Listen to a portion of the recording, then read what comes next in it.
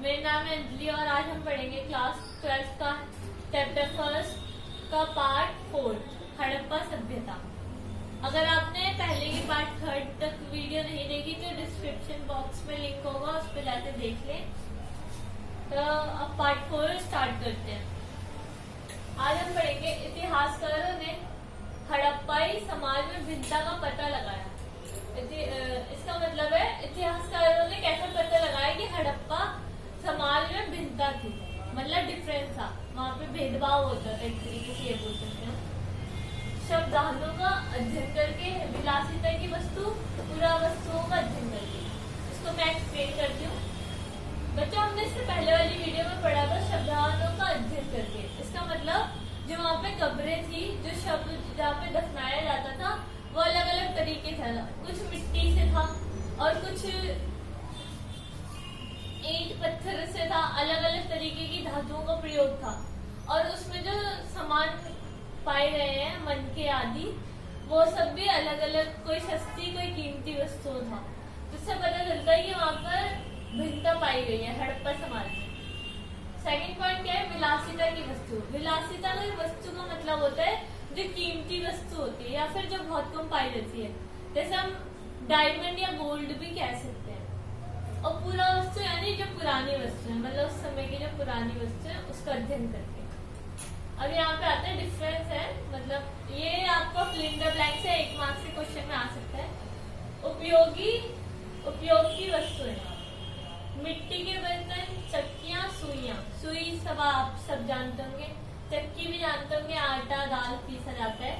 और मिट्टी के बर्तन, पहले स्टील के बर्तन भी चलते थे, मिट्टी के बर्तन चलते थे। ये उपयोग की वस्तु थी, मतलब जो डेली प्रयोग में लाई जाती है उस चीज की वस्तु है। फिर आता है दूसरा विलास की वस्तु है, यानी विलासिता की वस्तु है। विलासिता की मतलब जो बहुत कम मिलती है, दुर्लभ वस्तु है। और कीमती वस्तु है, ये बहुत कीमती होती है। अब हम देखते हैं मनका बनाने की विधि तथा वस्तुएं। मनका क्या होता है बेटा? वो होता है जो कि मनका। अब देखते हैं मनका बनाने के लिए कौन सी वस्तुओं का प्रयोग होता था और उसकी विधि क्या थी। मनका बनाया कैसे जाता था? कार्नीलियन, जैस्पर, क्वार्ट्ज, सेला खड़ी, ये होते हैं पत्थर। कई प्रकार के अलग अलग पत्थर होते हैं। कार्नीलियन, जैस्पर, क्वार्ट्ज, सेल खड़ी, ठीक है। इसके बाद आता है धातु, तांबा, कांसा, सोना, शंख, फ्यांस और पक्की मिट्टी। इन तीनों के मिश्रण को, जब इन तीनों को मिक्स किया जाता था उसके बाद एक मनका तैयार होता था। अब इसे बनाते कैसे थे? वस्तुएं तो पता चल गई हमें क्या क्या चाहिए होती, लेकिन इसकी विधि क्या थी? मनका बनाने की विधि क्या थी? सेलखड़ी, मुलायम पत्थर का उपयोग। सेलखड़ी जो पत्थर होता था वो बहुत मुलायम होता था। सबसे पहले इसको गर्म किया जाता था, यानी पिघलाया जाता था। जैसा आपको पता होगा कि सोने को भी पिघलाकर उसको अलग अलग प्रकार की शेप दी जाती है, वैसे ही सेलखड़ी को एक मुलायम पत्थर होता था।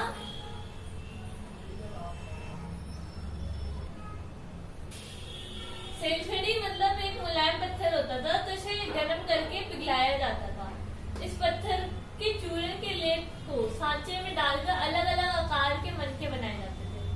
मतलब क्या बच्चों, उसके चूर्ण में डाल देते थे एक तरीके से सेलखड़ी पत्थर का। और सांचे क्या होता है? सांचा मतलब किसी, आपने देखा होगा आइसक्रीम बनाने के लिए भी सांचे का प्रयोग होता है, या फिर कुछ भी ऐसा, कुछ भी स्टाइलिश सा, जैसे अगर हमें कुछ गले का बनाना है तो ऐसा। तो इसी में सेलखड़ी जो पत्थर का चूर्ण था उसको इसी में डाल दिया जाता था और इस प्रकार का एक मनका रेडी हो जाता था। जैसे लिखा है, इस पत्थर के चूर्ण के लेप को, मतलब जो लेप है वो हमने सांचे के अंदर डाल दिया, अलग अलग आकार के मनके बनाए जाते थे। अब जैसे एक मनका हमने ऐसा बना लिया, एक हमने ऐसा ऐसा बना लिया, लंबा लंबा, मतलब जैसे भी हमारे पास सांचे होते थे वैसे प्रकार का मनका हमारा तैयार हो जाता था।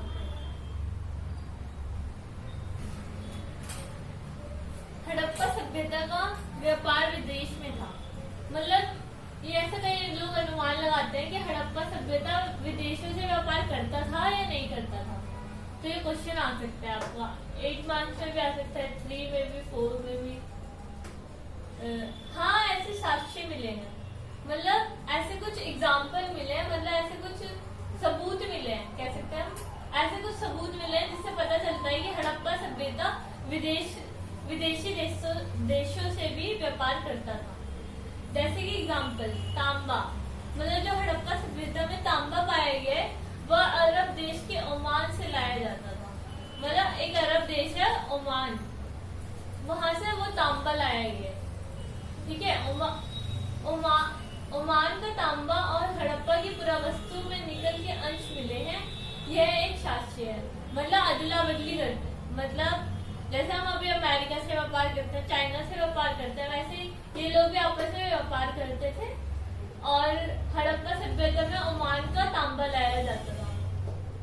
सेकेंड एग्जाम्पल देखते हैं। एक पाक हड़प्पाई मर्तबान जिसके ऊपर काली मिट्टी की परत चढ़ी है, ओमान से मिली है। मतलब ओमान जो देश था वहां पर एक ऐसी कुछ चीज थी जिसमें बहुत काली परत चढ़ी हुई थी, वो हड़प्पा सभ्यता की थी। थर्ड एग्जाम्पल, मेसोपोटामिया से भी भारत की हड़प्पाई सभ्यता के साक्ष्य मिले। मतलब जो मेसोपोटामिया था वहां पर भी हड़प्पा सभ्यता की कुछ वस्तुएं पाई गई हैं जिससे पता चलता है कि हड़प्पा सभ्यता का व्यापार विदेश में था। अब बच्चों ऑलमोस्ट ये चैप्टर पूरा खत्म हो गया है।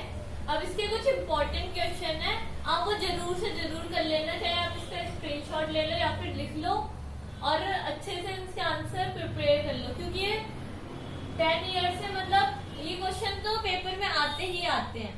ठीक है, ज्यादा क्वेश्चन नहीं है, थोड़े से ही क्वेश्चन है, अच्छे से आप पढ़ लेना इन्हें। एक तो आता है फर्स्ट क्वेश्चन, हड़प्पाई लिपि के बारे में बहुत ज्यादा पूछा जाता है पेपर में। ये सारा मैंने करा रखा है इसलिए मैंने इसके आंसर नहीं कराया, वरना वीडियो बहुत लंबी हो जाती।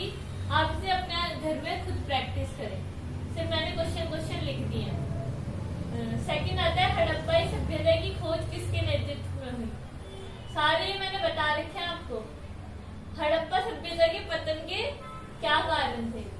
ठीक है, हड़प्पा सभ्यता में शब्दान की वस्तुएं बताओ। बताया था ना मन के आदि पाए जाते थे। हड़प्पाई लोग कौन से पशुओं को पालते थे, घोड़े आदि। हड़प्पाई लोग का मुख्य खाद्य पदार्थ क्या था। जल निकास प्रणाली के बारे में बताओ। अब और थोड़े से क्वेश्चन देख लेते हैं। हड़प्पा सभ्यता की विशेषता, ये मैंने सबसे पहले आपको कराया था। ये सारे क्वेश्चन करा रखे हैं, लेकिन आपका एक तरीके से होमवर्क है, ये आपको सारा करना है ध्यान से, याद से, और कुछ समझना है तो आप पूछ सकते हैं। हड़प्पा सभ्यता का काल बताओ। हड़प्पा सभ्यता के प्रमुख केंद्र। हड़प्पा सभ्यता की खुदाई में क्या क्या चीजें मिली हैं। हड़प्पा सभ्यता का प्रमुख स्थल बताओ। हड़प्पा सभ्यता की बस्तियां कितने भागों में विभाजित थी।